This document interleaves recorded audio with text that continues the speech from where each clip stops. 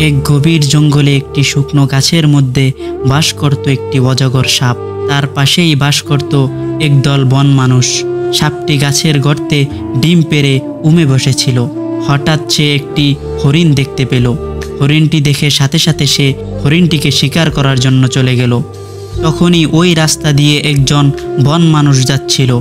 যখন গাছের সামনে আসলো তখন দেখতে পেল গাছের মধ্যে কতগুলো ডিম। দেখে সাথে সাথে সে সেই ডিমগুলোকে খেতে লাগলো।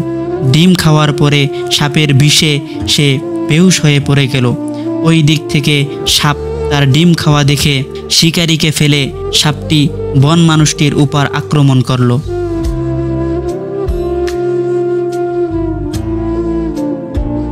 সেটা আবার অন্য একজন বন মানুষ দেখে ফেলল। তার গোত্রের সকলকে ডেকে নিয়ে আসলো। তারা এসে সাপটিকে মারতে লাগলো।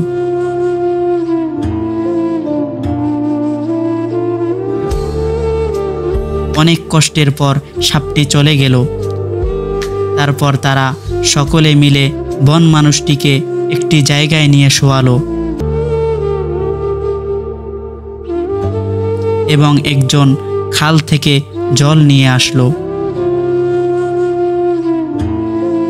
এসে মানুষটির মুখের মধ্যে মারলো।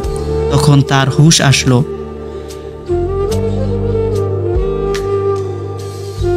তারপর বন মানুষটি নদীতে গিয়ে পানি পান করলো এবং সুস্থ হয়ে গেল।